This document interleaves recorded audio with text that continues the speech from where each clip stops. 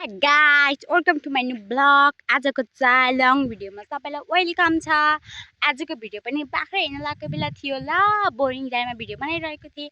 अनि म चाहिँ आज भिडियोमा ड्राई पिकनिक खाएको जस्तो बनाउँछु भनेको। अब अरू जस्तो सहरको जस्तो त हुँदैन हो मेरो ड्राई पिकनिक, तर म चाहिँ गाउँकै पाराले बनाउँछु ल। लास्टमा हेर्नु होला, सब्स्क्राइब गरिहाल्नु ल पहिल्यै।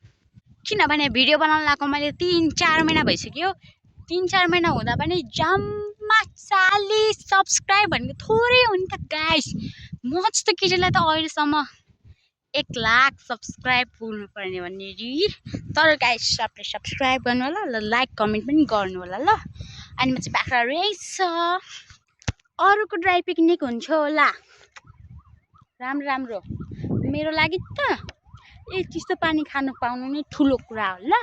चिसो पानी खानु र गुलिया आँप खानु नै ठुलो कुरा हो। आजको ड्राई पिकनिकमा चाहिँ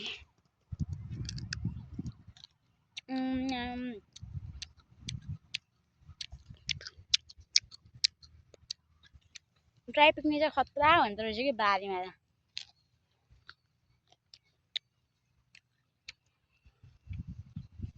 सुत्ती सुत्ती खानु त बहुत मजा आउँछ।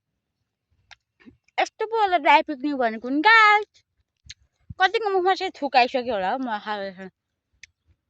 मेरो लागि त अब यो चिकन के एकछिनको है, चिकन खाएर सकेँ। अब कोक खान्छु है म। सनसेट हेर्दै बाख्रा हेर्दै के हेर्दै पो छु म। सुन्दर सुन्दर आकाशहरू हेर्दै अनि बाख्राहरू हेर्दै यसरी जमिनमा सुत्दै खानु त मजै आउँदो रहेछ है गाइस। अनि त्यो सुन्दर सुन्दर भ्यूहरू हेर्दै खाएको ल। अब चाहिँ कोक स्टार्ट। अब ड्राई पिकनिक खान आएको मान्छे म एक्लै हो नि त अब त, त्यही भएर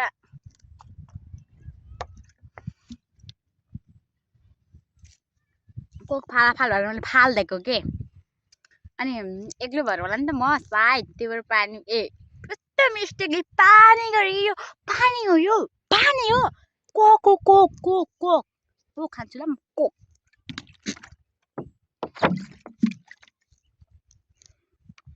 अहिले बेला त 4 बजेको छ, 5, 6, 7 3 घन्टासम्म पुरानो कोक हो चाहिँ बाजा। भ्यूमा जान्छ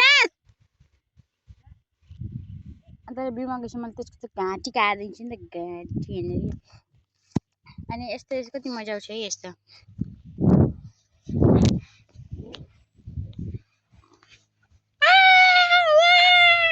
चिच्छ नाटक देखाउन कि नाटक। यो नाटक गर्ने ठाउँ हो, यो नाटक गर्ने ठाउँ हो, मजाक गर्ने ठाउँ हो, मजाक। मेरो पारा यस्तो छ नि त गाइस। बाई गाइस, अब अर्को भिडियोमा भेटौँ ल।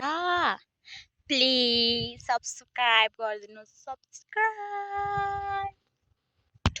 कतिले सोच्नु भयो होला नि त, अब लभ पर्यो मेरो, अब त मेरो लाइफ सेट हुन्छ, बिहा गर्छु, पढ्नु पर्दैन सोचेको होला नि त अहिलेको 10 को इक्जाम दिने केटाहरूले। तर केही हुन्न सेट। अब तिम्रो जिन्दगी झन् झन्झटमा पर्छ।